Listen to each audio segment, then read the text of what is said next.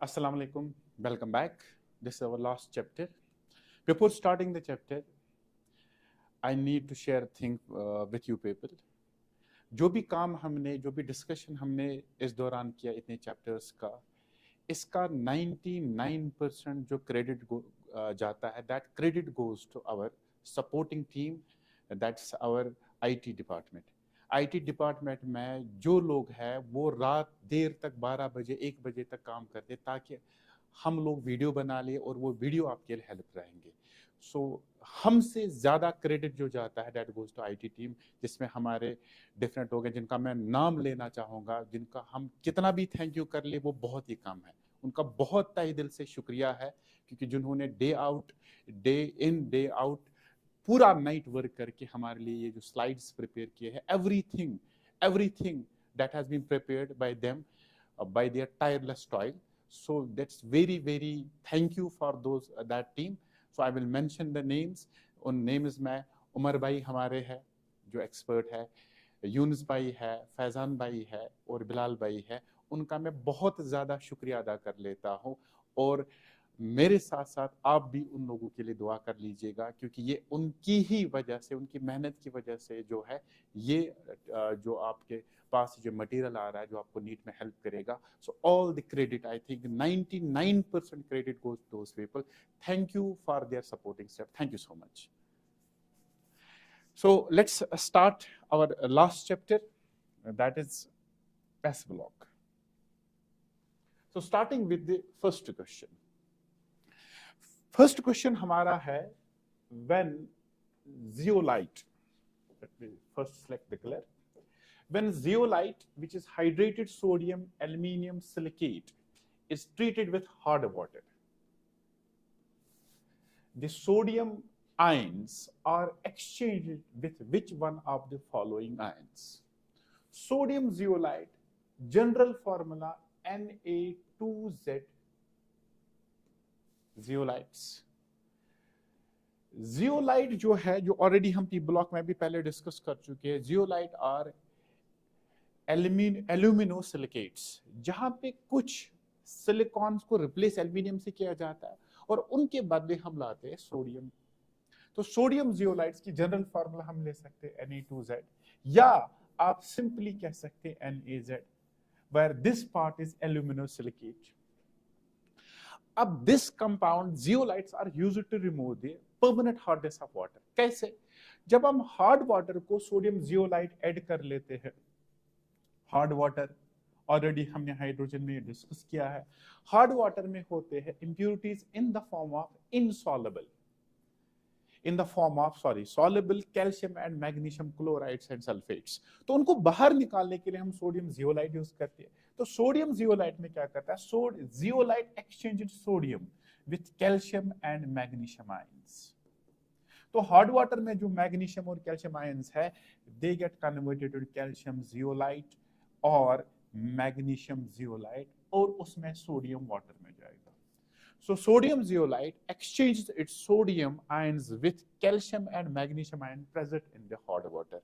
That's why it is used to remove the permanent hardness of the water.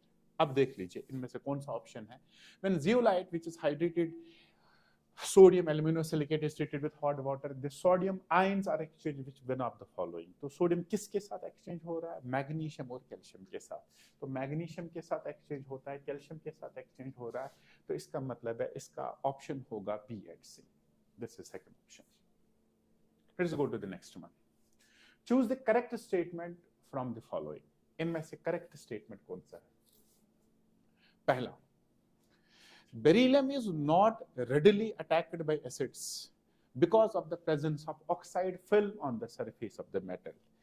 Beryllium out of group 2 elements and lithium from the group 1 element, they show anomalous behavior. और anomalous behavior में different properties beryllium और lithium की that is different from rest of the members. Beryllium की properties बहुत सारी different होती है from rest of members like lithium.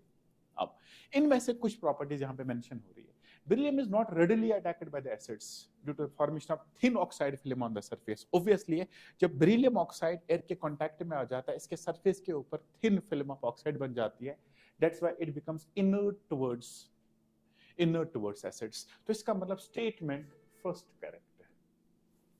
Beryllium sulfate is readily soluble in water as the greater hydration enthalpy of beryllium 2 positive overcomes the lattice enthalpy factor. ये बहुत important point है. Beryllium sulfate की solubility.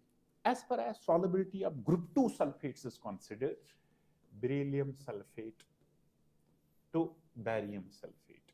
ये important point है. Beryllium sulfate is maximum soluble, and this is least soluble. ये सबसे कम soluble.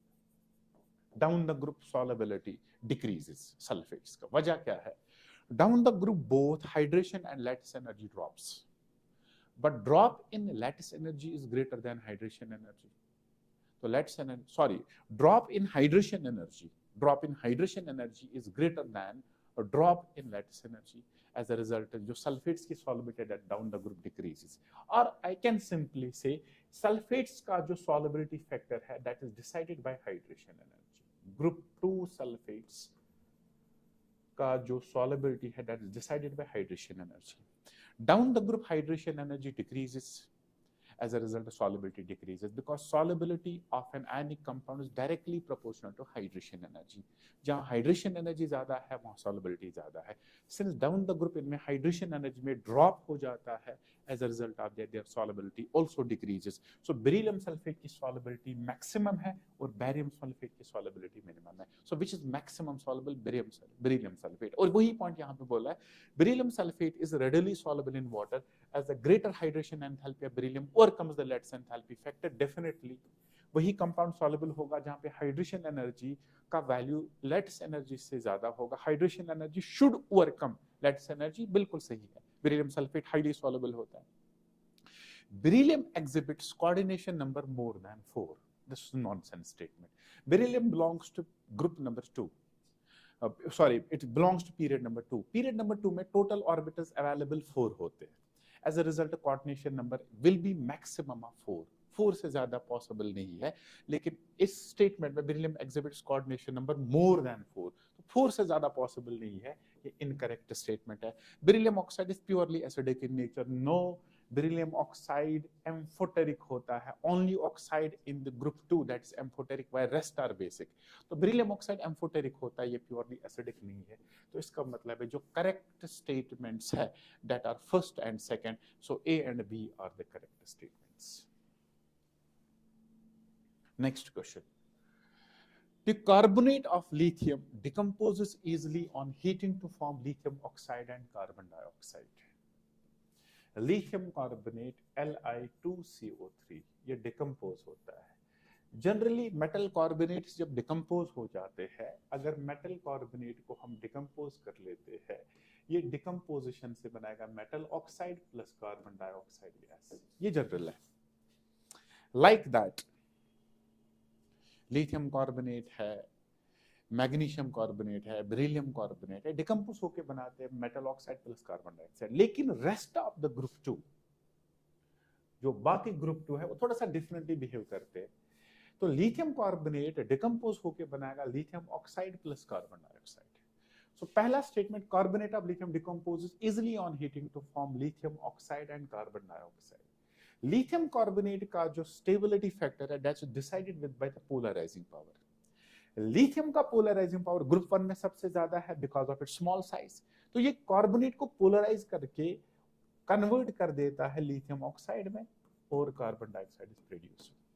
को lithium का पोलराइजिंग पावर जितना ज्यादा है उतना ये कार्बोनेट से ऑक्सीजन बाहर निकालेगा, कार्बोनेट को पोलराइज करके ऑक्सीजन बाहर निकालेगा. As a result of that इसको डिकम्पोज करना आसान होता है. सो स्टेबिलिटी ऑफ ग्रुप 1 और ग्रुप 2 कार्बोनेट्स व्हाटएवर, ये डिपेंड करता है पोलराइजेशन पे. जहां पोलराइजेशन ज्यादा होगा वहां इसके ब्रेक होने की चांसेस ज्यादा, यानी थर्मल स्टेबिलिटी कम होगी. तो thermal stability is inversely proportional to polarization. Stability of carbonates is decided by polarization. अगर पोलराइजेशन ज्यादा होगा स्टेबिलिटी कम होगी, क्योंकि लिथियम का पोलराइजिंग पावर ज्यादा है, लिथियम कार्बोनेट में पोलराइजेशन सबसे ज्यादा होता है, एज अ रिजल्ट आप इनकी थर्मल स्टेबिलिटी कम होगी, तो लिथियम कार्बोनेट को डिकम्पोज करना आसान है। तो पहला स्टेटमेंट परफेक्टली करेक्ट है, ये डिकम्पोज आसानी से होता है और इसका प्रोडक्ट आएगा lithium oxide plus carbon dioxide. अब रीजन देख लीजिए, lithium being very small in size polarize the large carbonate ion leading to the formation of more stable lithium oxide and carbon dioxide। Definitely है, polarising power ज्यादा है, carbonate को polarise कर लेता है, लिथियम ऑक्साइड बनाता है और कार्बन डाइऑक्साइड बनाता है। इसका मतलब है reason is also correct, so assertion is correct, reason is correct and reason is the correct explanation of assertion। तो ये वाला पहला स्टेटमेंट है। तो लिथियम कार्बोनेट की स्टेबिलिटी सबसे कम, पहली बात ये है, इनको डिकम्पोज करना आसान। तो क्यों डिकम्पोज होता है? क्योंकि लिथियम का पोलराइजिंग पावर ज्यादा है, लिथियम कार्बोनेट में पोलराइजेशन सबसे ज्यादा हो जाती है, इस वजह से इसको डिकम्पोज करना आसान हो जाता है। Let's move to the next. Beryllium carbonate is kept in the atmosphere of carbon dioxide. Beryllium carbonate is unstable and decomposes to give beryllium oxide and carbon dioxide। वही बात अभी भी हमने कहा, जो इनकी थर्मल स्टेबिलिटी कार्बोनेट्स की होती है, that's inversely proportional to polarization. Group 2 में सबसे स्ट्रॉन्ग पोलराइजेशन बेरिलियम की होती है। Beryllium has got strong polarizing power and एवं लिथियम से भी ज्यादा, क्योंकि इस पे चार्ज +2 होता है और साइज सबसे छोटा होता है। सो बेरिलियम का पोलराइजिंग पावर सबसे ज्यादा है, इस वजह से बेरिलियम कार्बोनेट की स्टेबिलिटी सबसे कम होती है। बेरिलियम कार्बोनेट हाईली अनस्टेबल होता है, ये खुद ब खुद डिकम्पोज होकर बेरिलियम ऑक्साइड और कार्बन डाइऑक्साइड देता है। तो इसकी डिकम्पोजिशन को प्रिवेंट करने के लिए, this has been mentioned in the text point है, this is to be kept in the atmosphere of carbon dioxide so as to prevent its polarisation. तो कार्बन डाइऑक्साइड के एटमॉस्फेयर में क्यों रखते हैं? जब कार्बन डाइऑक्साइड के एटमॉस्फेयर में रखा जाएगा, reverse reaction is more favourable, इस वजह से इसका डिकम्पोजिशन प्रिवेंट हो सकता है। Beryllium carbonate is kept in the atmosphere of carbon dioxide. ठीक, करेक्ट स्टेटमेंट। क्यों? ताकि इसका डिकम्पोजिशन बच जाए। Beryllium carbonate is unstable and decomposed to give beryllium oxide and carbon dioxide. सही है, तो ये वाला स्टेटमेंट भी सही है, पहला स्टेटमेंट भी सही है, दूसरा स्टेटमेंट भी सही है। तो बेरिलियम कार्बोनेट को हम नॉर्मल ओपन नहीं रखते, इसको कार्बन डाइऑक्साइड के एटमॉस्फेयर में रखते हैं। क्यों? क्योंकि बेरिलियम कार्बोनेट हाईली अनस्टेबल है, डिकम्पोज होकर बनाता है beryllium oxide and carbon dioxide. So assertion is correct, reason is correct and reason is the correct explanation of the assertion। तो ये पहला वाला स्टेटमेंट सही। Match the elements given in column 1 with the properties mentioned in column 2. Lithium, sodium, calcium, barium, insoluble sulfate, strong monoacidic base, most negative E0 value, SRP, among alkali metals, insoluble oxalate, 6s2 electronic configuration। ठीक, अब ये हम देख लेंगे किसके साथ कौन सा मैच करेगा। इनसॉल्युबल सल्फेट, ग्रुप 2 सल्फेट्स कुछ सॉल्युबल होते हैं और कुछ इनसॉल्युबल। ग्रुप 1 में सारे सल्फेट सॉल्युबल होते हैं। अभी हमने देखा beryllium sulphate to barium sulphate, solubility decreases. तो ये हाईली सॉल्युबल है, बेरिलियम और मैग्नीशियम हाईली सॉल्युबल होते हैं, बाकी इनसॉल्युबल होते हैं। Barium sulphate is insoluble. तो इनसॉल्युबल सल्फेट इनमें से कौन बनाता है? That is barium. Second, strongest monoacidic base. Monoacidic base का मतलब जिसका एन फैक्टर 1 होगा, यानी MOH टाइप। और इनमें से MOH टाइप 2 बना सकते हैं, या तो लिथियम या सोडियम, लेकिन उनमें जो स्ट्रॉन्ग होगा वो होगा सोडियम का। Strong most negative E0 value, most negative E0 value सभी को पता है, इलेक्ट्रोकेमिकल सीरीज में सबसे ज्यादा नेगेटिव SRP वैल्यू जो होता है वो होता है लिथियम का, and lithium is the strongest reducing agent, तो इसके साथ मैच करेगा। Insoluble oxalate, group 2 oxalates are highly insoluble, और उसमें बेस्ट एग्जांपल है कैल्शियम ऑक्सलेट की। कैल्शियम ऑक्सलेट क्रिस्टल जो हमारी बॉडी में स्टोन्स बनते हैं, that is because of the presence of calcium oxalate. तो कैल्शियम ऑक्सलेट इनसॉल्युबल ऑक्सलेट बनाता है। अब 6s2 आउटर इलेक्ट्रॉनिक कॉन्फ़िगरेशन, अगर हम 6s2 आउटर इलेक्ट्रॉनिक है तो ग्रुप 2 को होगा और 6th पीरियड में होगा। अगर हम ग्रुप 2 एलिमेंट्स लिखेंगे, beryllium, magnesium, calcium, strontium, barium, and radium, ये होगा second period, third, fourth, fifth, sixth period. तो सिक्स्थ पीरियड में बैरियम आता है, तो 6s2 इलेक्ट्रॉनिक कॉन्फ़िगरेशन बैरियम के साथ मैच होगा। तो बैरियम के साथ दो चीजें मैच हो रही है, एक तो इनसॉल्युबल सल्फेट और 6s2 आउटर कॉन्फ़िगरेशन, तो ये हो गया matching. Lithium most negative SRP, sodium strongest monoacidic base, calcium insoluble oxalate, barium के साथ इनसॉल्युबल सल्फेट भी और 6s2 outer electronic configuration. Next point, alkali metals react with water vigorously to form hydroxides and dihydrogen. Which of the following alkali metals reacts with water least vigorously? Alkali metal M reacts with water to form metal hydroxide plus hydrogen gas. Hydrogen gas is being produced. Hydrogen gas produce हो लेता है, ठीक है। अब ये सारे react कर रहे हैं और इसमें हाइड्रोजन गैस प्रोड्यूस हो रहा है। Alkali metals react vigorously. Sodium catches fire. Potassium, rubidium, cesium, they burn with flame. Down the group, reactivity of alkali metals with water increases. But remember, most energy released is for lithium. क्योंकि lithium की hydration energy ज़्यादा होती है. But that energy release, it is not enough to melt the lithium, क्योंकि lithium का melting point बहुत ज़्यादा होता है. इस वजह से जब हम बात करते हैं इनमें से लीस्ट विग्रसली रिएक्ट कौन करेगा, that's obviously lithium. Sodium catches fire, potassium, potassium, तो यहाँ पे it should be caesium, it should be caesium not calcium. Potassium, caesium, they burn with flame. Lithium is the only alkali metal जो react करेगा least vigorously, normally react कर लेता है, तो ये लिथियम है। And this is the text point. Next, the reducing power of metal depends on various factors, such as the factor that makes lithium the strongest reducing agent in aqueous solution. पिछले साल का 2022 NEET का सवाल statement दिया था, we know that strongest reducing agent is lithium. The strongest reducing character of lithium arises because of abnormally high value of hydration energy. So जो factor lithium को strongest reducing agent aqueous solution में बनाता है, that's not sublimation enthalpy, that's not ionization enthalpy, that's not electron gain enthalpy, it is because of the high value of hydration energy. lithium का size छोटा होता है alkali metals में, जिसकी वजह से इसके water के साथ interaction बड़ी strong बन जाती है, as a result इसका hydration energy बहुत ज़्यादा होगा. So the factor responsible, the strongest reducing agent of lithium in aqueous solution, that is because of high value of hydration energy. Agla, metal carbonates decompose on heating to give metal oxide and carbon dioxide. Which of the metal carbonate is most stable thermally? तो obviously ये तीसरी बार आ रहा है, metal carbonate को जब हम decompose कर लेते हैं, ये बनाएगा metal oxide plus carbon dioxide. तो इनका जो stability है, that stability is inversely proportional to polarization. जहां polarization ज्यादा होगा वहां पे stability कम है. अब polarization ज्यादा कहां पे होगा, जहां पे कैटायन का साइज छोटा होगा.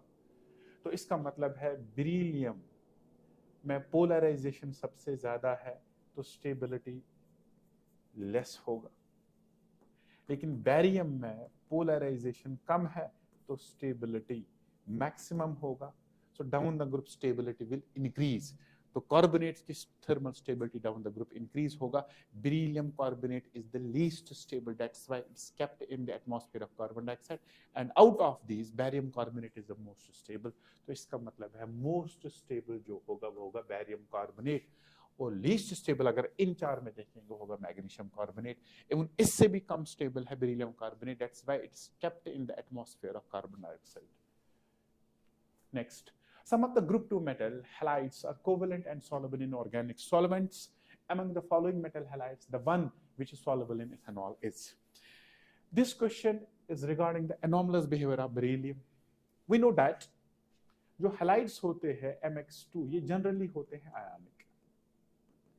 लेकिन अगर मेटल का पोलराइजिंग पावर स्ट्रांग होगा, इनमें स्ट्रांग कोवेलेंट कैरेक्टर अराइज होगा. सो covalent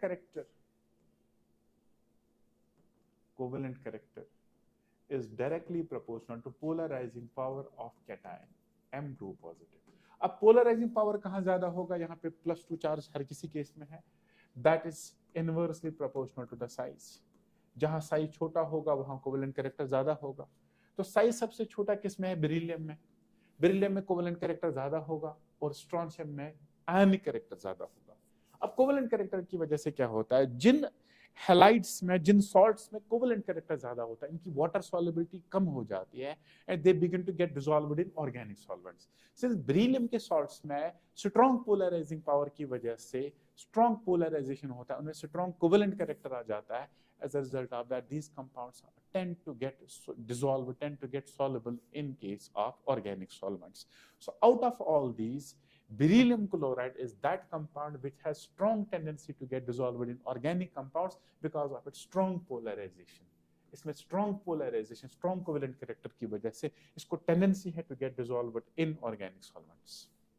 Next, in the synthesis of sodium carbonate, solve ammonia process में, the recovery of ammonia is done by treating ammonium chloride with calcium hydroxide. The byproducts in this process are, जब हम Solvay ammonia process में sodium carbonate को prepare कर लेते हैं, उनमें से अमोनिया, क्योंकि it starts from ammonia, ammonia reacts with water and carbon dioxide to form ammonia bicarbonate, then ammonia bicarbonate is converted to ammonium carbonate is converted to ammonium bicarbonate, then to sodium bicarbonate, and sodium bicarbonate to sodium carbonate. ये process है, लेकिन उसमें से ammonia की recovery होती है ammonium chloride से। तो अमोनियम क्लोराइड कहां पे बनता है? We know that we have got sodium brine is treated with ammonium bicarbonate. It gives ammonium chloride plus sodium bicarbonate.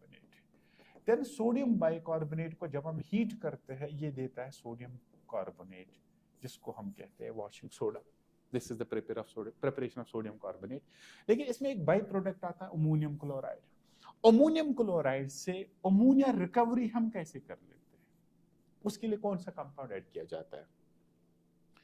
If we look at ammonium chloride contains two parts, NH4 positive and Cl negative. तो अगर मैं इसको यहाँ पे लिख लेता हूँ, it contains NH4 positive plus Cl negative chloride. अब इसमें कौन सा कंपाउंड हम यूज करते हैं? We use calcium hydroxide. Calcium hydroxide contains OH negative part and calcium dipositive part. OH negative is a base, ammonium is an acid. तो ये H positive OH negative के साथ बनाएगा वाटर, प्लस जब इससे H पॉजिटिव निकलेगा it's converted two ammonia और calcium chlorine के साथ रिएक्ट करके बनाएगा कैल्शियम क्लोराइड। इसका मतलब है जब हम इसको कैल्शियम हाइड्रोक्साइड के साथ रिएक्ट करा लेते हैं तो पहला प्रोडक्ट जिसकी रिकवरी हमें चाहिए दैट्स अमोनिया। इस प्रोसेस में वाटर भी मिलेगा और third and important compound produces calcium chloride. तो calcium chloride is being produced in the step as a by product. तो इसका आंसर होगा first. Next, when sodium is dissolved in liquid ammonia, a solution of deep blue color, very important point, deep blue color solution produce होता है, it's obtained, the color of the solution is due to, ये colour किस वजह से होता है? जब हम एल्कली मेटल को डिसॉल्व कर लेते हैं अमोनिया सॉल्यूशन में, ये इंपॉर्टेंट रिएक्शन है, it results in the formation of solvated cation, जिसको अमोनिएटेड कैटायन कह सकते हो, प्लस सॉल्वेटेड या अमोनिएटेड इलेक्ट्रॉन। इस सॉल्यूशन की कुछ खास प्रॉपर्टीज होती है। This solution is blue in colour, this solution is conducting, this solution is reducing, ठीक है। एंड ये वाला सॉल्यूशन जो है इसके डिफरेंट यूजेस बाद में हो जाते हैं, as particularly as a reducing agent organic chemistry, conducting होता है, पैरामैग्नेटिक होता है due to presence of unpaired electron, colour होता है। अब यहाँ पे जो क्वेश्चन है, the colour of the solution is due to, we know that colour का रीजन होता है ट्रांजिशन, और ट्रांजिशन होना चाहिए विजिबल रीजन में। अब इसमें किसका ट्रांजिशन होता है?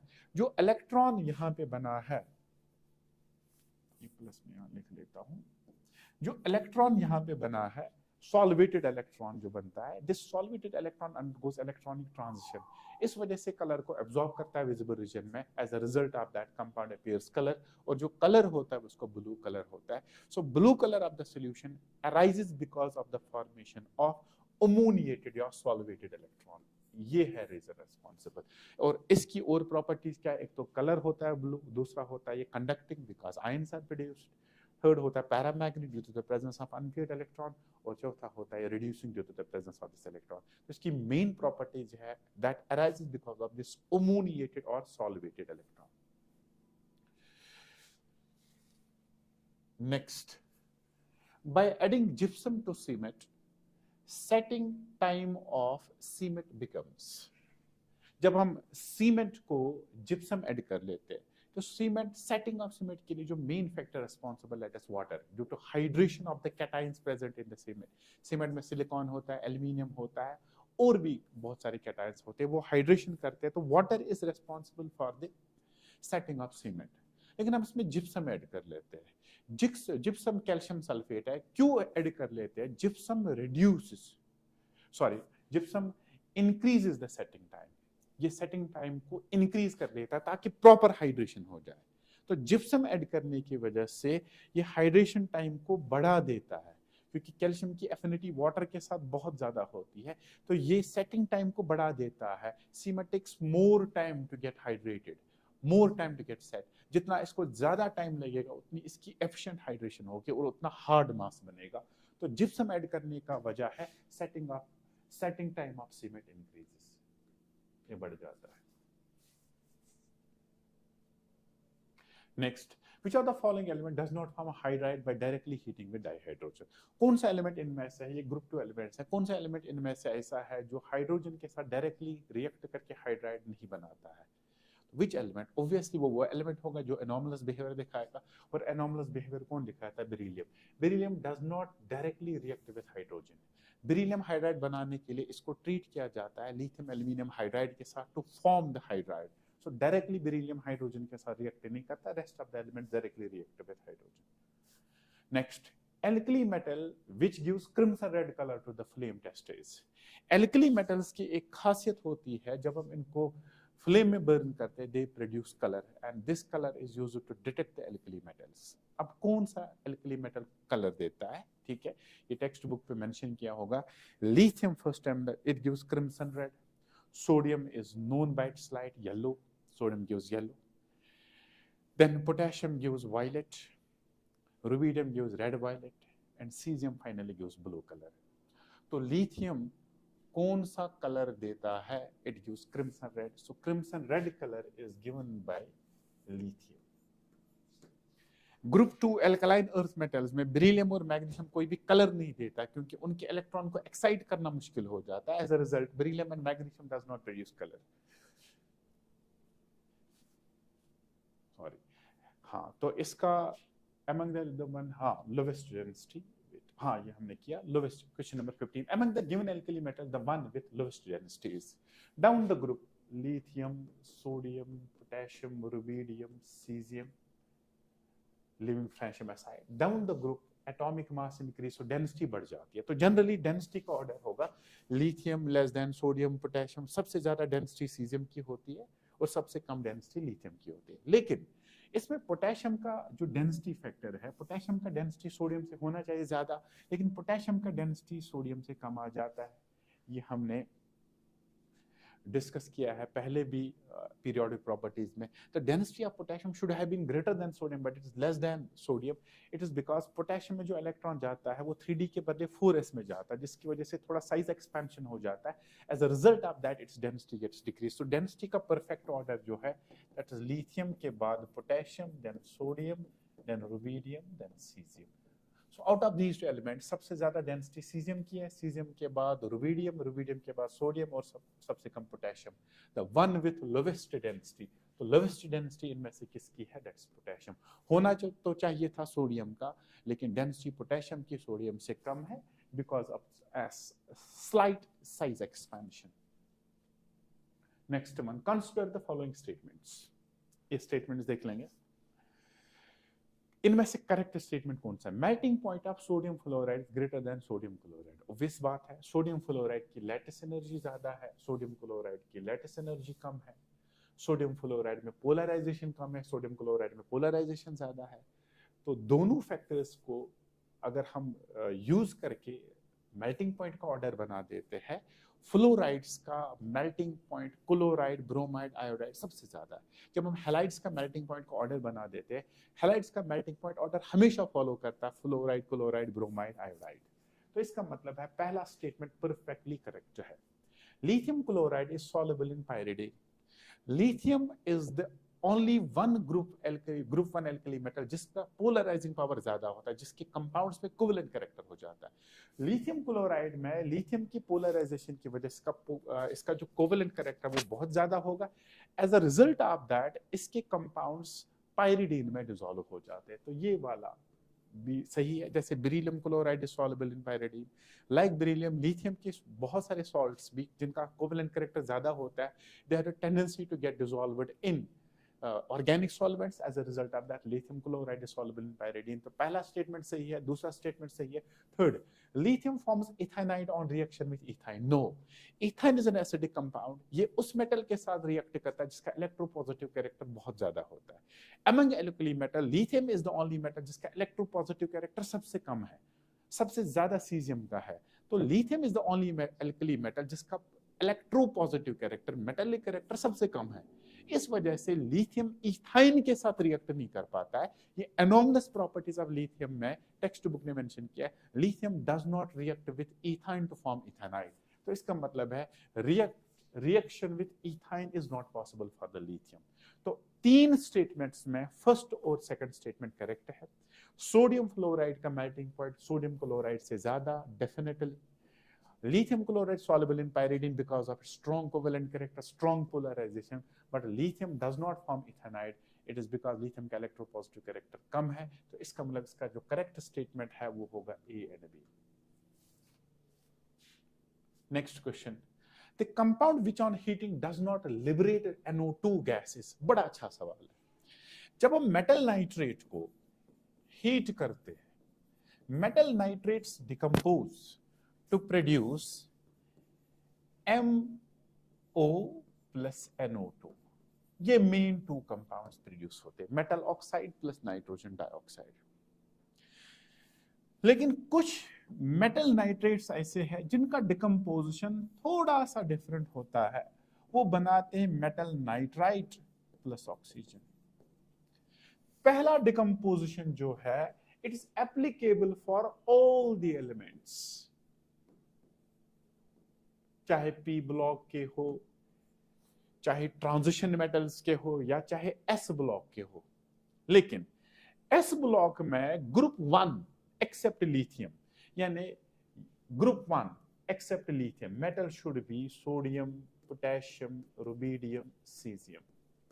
ये सारे कंपाउंड्स दिखाते हैं, सारे एलिमेंट्स दिखाते हैं। ग्रुप 2 हो, पी ब्लॉक हो, ट्रांजिशन मेटल नाइट्रेट्स हो, इनका डिकम्पोजिशन इस तरीके से होता है, metal oxide plus nitrogen dioxide. वजह है उनका पोलराइजिंग पावर ज्यादा है, वो नाइट्रेट को पोलराइज करके मेटल ऑक्साइड बनाते हैं, स्टेबल मेटल ऑक्साइड बनाते हैं। लेकिन ग्रुप 1 नाइट्रेट्स थोड़ा सा डिफरेंटली बिहेव करते हैं because of their less polarising character. The metal nitrates जब ग्रुप 1 के डिकम्पोज हम करते हैं, they give metal nitrites plus oxygen except lithium. Lithium belongs to this category. So पहला डिकम्पोजिशन सारे एलिमेंट्स के लिए, लेकिन दूसरा डिकम्पोजिशन है कुछ स्पेसिफिक एलिमेंट्स के ग्रुप 1 के सारे elements except lithium, lithium belongs to this one. अब सवाल देख लीजिए, the compound which on heating does not liberate NO2। सारे के सारे एलिमेंट्स NO2 लिबरेट कर लेते हैं, लेकिन कौन सा NO2 लिबरेट नहीं कर सकता? तो ये वाला डिकम्पोजिशन NO2 लिबरेट नहीं कर सकता, और ये डिकम्पोजिशन किसके लिए पॉसिबल है? Group 1 elements except lithium. तो सोडियम के लिए, पोटेशियम के लिए, रुबिडियम के लिए, सीजियम के लिए। इसका मतलब इनमें से अगर कोई नाइट्रेट होगा वो NO2 को लिबरेट नहीं कर सकता है। अब जरा देख लेंगे, beryllium nitrate definitely NO2 gas देगा, beryllium oxide plus NO2। Barium oxide plus NO2 देगा। Potassium nitrate belongs to category. So potassium nitrate जब डिकम्पोज हो जाता है, ये बनाएगा potassium nitrite plus oxygen. Lithium nitrate group 1 में खाली लिथियम इस कैटेगरी के साथ होता है, ये बनाएगा lithium oxide plus NO2।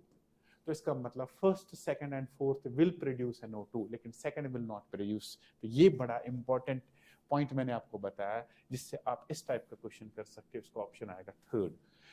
All group 2 S block में, ऑल ग्रुप 2 एंड ग्रुप 1 में से lithium nitrate, p block nitrates, transition metal nitrates, when they decompose they show first type of reaction producing metal oxide plus NO2. But group 1 except lithium, that's sodium, potassium, rubidium and cesium, वो second type की reaction produce कर रहे थे producing metal nitrites plus oxygen. तो इसका answer आएगा potassium nitrate. Next question. During preparation of sodium hydroxide by Kellner cell, the cathode used in the electrolysis processes. इसमें जो कैथोड हम यूज करते हैं, कैथोड इज यूज्ड मर्करी, और जो एनोड यूज किया जाता है दैट्स कार्बन एनोड.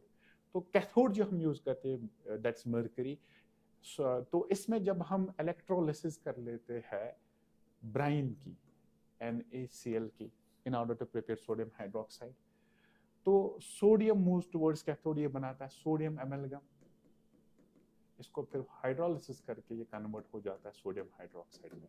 तो कैथोड जो यूज करते हैं कास्नर-केल्नर सेल में दैट्स मर्करी, लेकिन एनोड यूज होता है ग्रेफाइट और कार्बन. ठीक.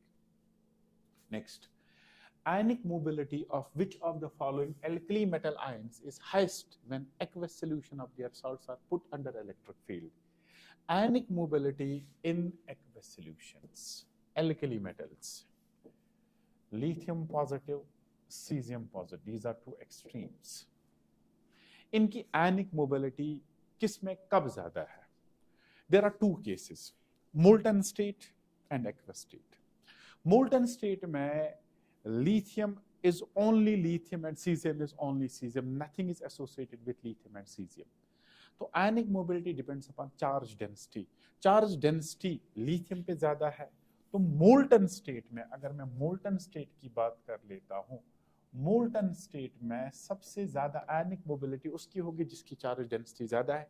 तो lithium की charge density ज्यादा है, तो molten state में इसकी ionic mobility maximum होगा और इसकी ionic mobility minimum होगा. But when we talk about lithium positive aqueous and cesium positive aqueous, another phenomenon that comes into existence in aqueous medium is hydration or solvation. Lithium gets solvated, cesium gets solvated, but lithium की जो solvation है, hydration है, वो ज़्यादा होगा. इसका मतलब है lithium is surrounded by more number of water molecules. As a result of that, lithium positive aqueous की जो hydration radius है aqueous medium में, इसका साइज ज्यादा होता है और cesium का साइज कम होता है. Since lithium की hydration ज्यादा होगी, lithium positive aqueous, इसकी radius R maximum, but cesium positive aqueous की जो R है that's minimum. तो वाटर की प्रेजेंस में cesium का साइज छोटा होगा और lithium का साइज ज्यादा होगा. वजह, it is not only lithium, it is surrounded by the covering of water molecules. तो इसका जो हाइड्रेशन रेडियस है वो सबसे ज्यादा होगा और इसका हाइड्रेशन रेडियस सबसे कम होगा. अगर हम हाइड्रेशन रेडियस की बात करेंगे तो इसका चार्ज डेंसिटी सबसे ज्यादा बनेगा, इसका चार्ज डेंसिटी सबसे कम होगा.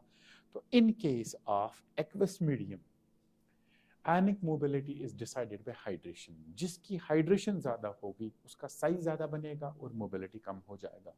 So in aqueous medium, ionic mobility is inversely proportional to hydration. जहां हाइड्रेशन ज्यादा होगा वहां ionic mobility कम होगा. तो लिथियम में हाइड्रेशन ज्यादा हो रहा है because of its small size, तो इसकी मोबिलिटी कम होगी और इसकी मोबिलिटी ज्यादा होगी. तो एक्वस मीडियम में ये मैक्सिमम मोबिलिटी दिखाएगा और ये मिनिमम मोबिलिटी दिखाएगा. लेकिन मोल्टन में लिथियम मैक्सिमम, सीजियम मिनिमम. अब ये कहाँ पे एक्वस सॉल्यूशन में हमें क्या देखना, highest mobility of which of the following is highest. तो हाईएस्ट एक्वस मीडियम में किसकी होगी, सीजियम की. तो इसका आंसर आ जाएगा सीजियम. लेकिन अगर मोल्टन स्टेट में होगा तो आयनिक मोबिलिटी सबसे ज्यादा होगी लिथियम की. तो एक्वस मीडियम में ionic mobility is decided by hydration. जहां हाइड्रेशन ज्यादा होगा वहां आयनिक मोबिलिटी कम होगा. तो सीजियम की हाइड्रेशन कम है, इस वजह से इसका आयनिक मोबिलिटी ज्यादा होगा. Next question, in context with beryllium which one of the following statements incorrect. Beryllium again anomalous behaviour दिखाता है. इनमें से कौन सा स्टेटमेंट करेक्ट है और कौन सा स्टेटमेंट इनकरेक्ट है. Let's go with that. We have to pick out incorrect statement.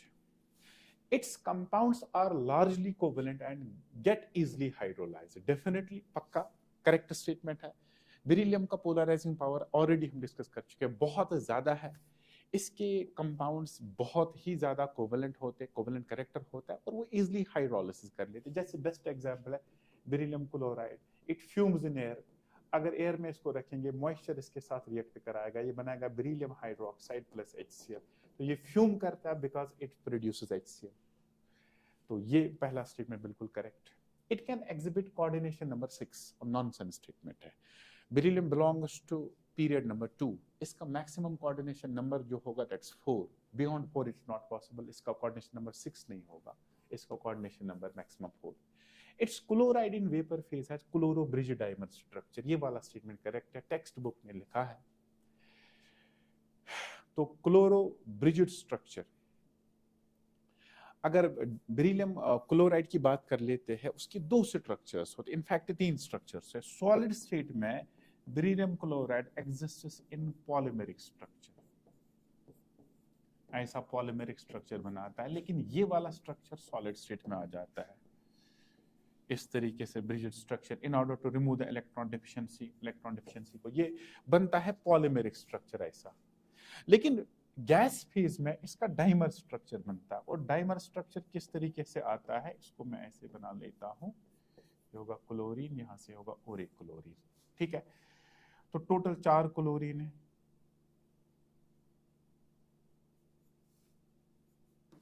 ये डाइमर स्ट्रक्चर बनता है गैस फेज में up to 1200 Kelvin's.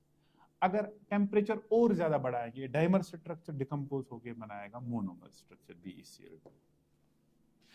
Solid state में क्योंकि बेरिलियम 4 बॉन्ड्स बना रहा है तो स्टीरिक नंबर 4 बनेगा, तो sp3 hybridization, coordination number maximum 4। Dimer में क्योंकि 3 बॉन्ड बना रहा है तो sp2 हाइब्रिडाइजेशन होगा। यहाँ 2 बॉन्ड बना रहा है तो sp हाइब्रिडाइजेशन। तो हाइब्रिडाइजेशन अलग अलग है। सॉलिड स्टेट में polymeric structure, up to 1200 kelvins vapour phase में dimer structure, this is shown in the text book. And 1200 kelvins के बाद जब आप उसको और हीट करोगे, डाइमर स्ट्रक्चर ब्रेक होके मोनोमर स्ट्रक्चर बना रहा है। अब जरा तीसरा स्टेटमेंट देख लीजिए, its chloride in vapour phase has chloro bridged dimer structure. तो बिल्कुल परफेक्ट स्टेटमेंट है। It shows diagonal relationship with aluminium. Beryllium के बाद बोरान और यहाँ एल्यूमिनियम, बेरिलियम और एल्यूमिनियम डायगोनली रिलेटेड, इनकी बहुत सारी प्रॉपर्टीज आपस में मैच होते हैं, इस वजह से ये वाला स्टेटमेंट भी परफेक्टली करेक्ट है। तो इनकरेक्ट स्टेटमेंट इन 4 में से कौन सा है, that is second statement, it's nonsense statement. Beryllium can not show coordination number greater than 4। कोई भी second period element coordination number 4 से ज्यादा नहीं दिखा सकते because of the availability of only 4 orbitals. Which of the following do not impart any color to the flame? All group 1 alkali metals impart color to the flame. सारे colour flame को colour दिखाते हैं। Group 2 also show color to the flame except 2 elements in the group 2, that is beryllium and magnesium. वो coloration, flame coloration नहीं दिखाते because it is very hard to excite those electrons of beryllium and calcium because of their small size. अब इनमें से कौन सा film colouration नहीं दिखा सकता है? It is beryllium and magnesium. Beryllium तो नहीं है तो magnesium can not impart colour, ठीक, because of its small size. Next, match list 1 with list 2 in the composition of the substance and select the correct answers using the codes below. Now, ये formulas के साथ compare करना है, तो formulas में कोई concept नहीं है, you have to remember the formulas. और ये उतनी स्ट्रॉन्ग फॉर्मूलाज भी नहीं है जहां मुश्किल हो जाए। Sodium carbonate into 10 times water. Sodium carbonate 10 times water, obviously it is washing soda. Sodium bicarbonate called as baking soda. Baking soda जो हमारे घर में होता है, कोशिर पटिया फूल छिवना, sodium bicarbonate baking soda. Magnesium sulfate 7 times water. This is one of the important salt called as ipsomite. And magnesium sulfate 1 times water, monohydrated. इसको हम कहते हैं केसराइट। So sodium carbonate 10 times water, ये होता है washing soda. Bicarbonate called as baking soda, 7 times water. Magnesium sulfate 7 times water, ipsomite, and mono 1 times water is called as केसराइट। अब जरा यहां से देख लेते हैं, ए थर्ड के साथ मैच हो रहा है, थर्ड के साथ, वॉशिंग सोडा फर्स्ट के साथ, ये थर्ड फर्स्ट के साथ, शाबाश। थर्ड वन कैसराइट डी के साथ, 4 के साथ ऑब्वियसली है, और बेकिंग सोडा सेकंड के साथ, ये तो इसका मतलब इसका करेक्ट ऑप्शन होगा 4। तो ये क्वेश्चन रखने का मकसद इस वजह से है क्योंकि इसमें बहुत सारे सवाल ऐसे भी आ चुके हैं जहां फॉर्मूला ओरिएंटेड क्वेश्चंस आ जाते हैं, तो इस बात का ध्यान रखना है। Which of the following oxide is amphoteric in nature? जब हम ग्रुप 2 की बात कर लेते हैं, if we talk about group 2 elements, they form all basic oxides.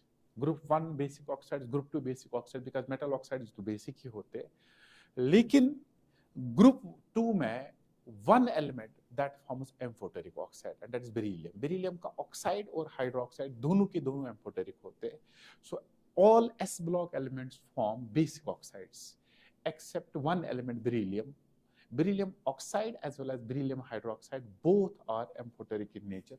तो इसका correct answer amphoteric, magnesium, barium, strontium सारे बेसिक होते हैं, तो beryllium oxide is the only oxide that shows amphoteric character. ठीक है? Now let's move to the next. Metals form basic hydroxides. Which one of the is the least basic? इनमें least basic कौन सा होगा? Magnesium, strontium, calcium, barium. Magnesium hydroxide, calcium hydroxide, strontium hydroxide and barium hydroxide. हमेशा याद रखिएगा, down the group basic character increases, basic character increases down the group, basic character down the group बढ़ जाता है।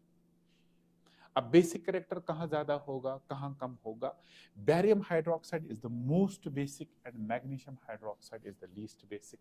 तो इनमें मैग्नीशियम हाइड्रोक्साइड का जो बेसिक कैरेक्टर है दैट इज लीस्ट, और barium is the maximum basic character.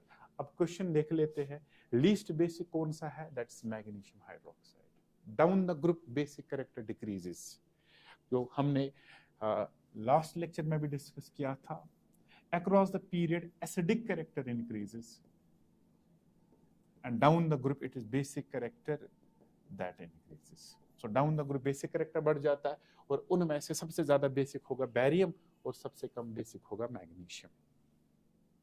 Let's move to the next question. The solubility of metal halides depends upon the nature of lattice enthalpy and hydration enthalpy of the individual ions. Among the fluorides of alkali metals, the lowest solubility of lithium fluoride in water is. Lithium fluoride की lowest solubility किस वजह से है?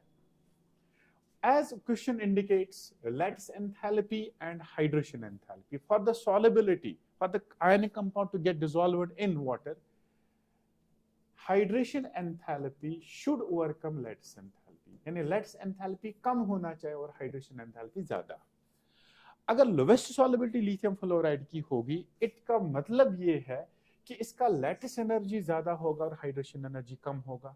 सो अब इसका वजह क्या है? Lithium lowest solubility of lithium fluoride ये लेस सॉल्युबल वाटर में किस वजह से होगा? क्योंकि इसमें हाइड्रेशन एनर्जी लैटिस एनर्जी को ओवरकम नहीं कर पाता।